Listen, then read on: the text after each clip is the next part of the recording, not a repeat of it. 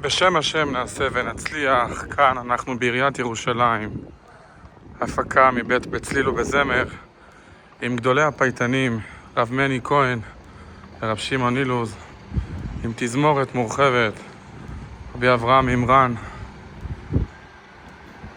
בן שבת, רב אילן אריכה ואלעזר יפרח, הגברה וצילום מבית בצליל ובזמר.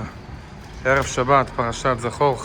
קר בחוץ אבל חם בפנים, תראו איך נראה המקום. מני כהן היקר,